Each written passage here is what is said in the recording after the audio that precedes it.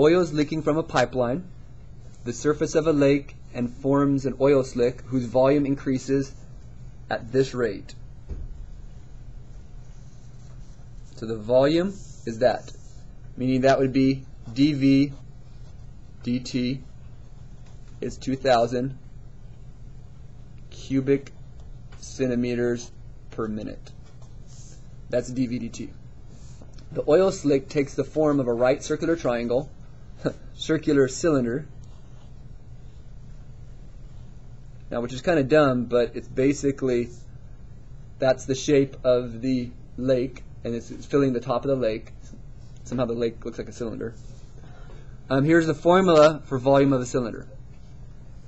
At the instant that the radius of the oil slick is 100 centimeters, so the radius, so it's saying R, so it's giving us R. R is 100. It gives you that the height at that point is also 0.5 centimeters. Gives you the radius is increasing at this rate, so that means that dr dt, you should see related rates coming up, is 2.5 centimeters per minute. That's the rate increasing. Oh, if that's a decreasing, what would this be? Be negative. This is increasing. Keyword is increasing. Be careful about that kind of stuff. At this instant, which we talked about here, what is the rate of change of the height? So rate of change of the height in respect to time in centimeters per minute. Make sure you put it in this. So it's asking for dH dt. And we're asking for that in centimeters per minute. This is going to be my answer. I'm somehow going to fill this little box right here. How do we fill that little box? Well, don't we take this formula right here and derive it as a related rate in respect to time.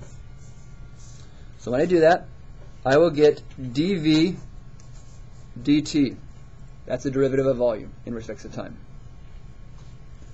And then can I put pi by itself out front? And then isn't this a product rule? Which would be 2r, and then wouldn't you have dr dt times h plus, wouldn't you have r squared, and then what's the derivative of d of h? Is just dh dt. Now, that looks really ugly, but according to all the information we wrote down, we could plug everything in. So dV dt we said was 2,000 equals pi to, our radius is 100, dr dt is 2.5, h is 0.5, plus r squared. What was r again? R is 100. And then you would have dH dt is what we're trying to find.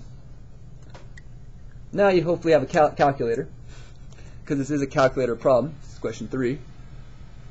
So if I want to do this, use your calculator to do all this. Basically, what you got to be careful about when you solve this particular problem is you just kind of, you really got to be careful. And how you do it, but end up with a value of 0.038. When you solve this for dH dt here, just be careful with the math. That's what you should get.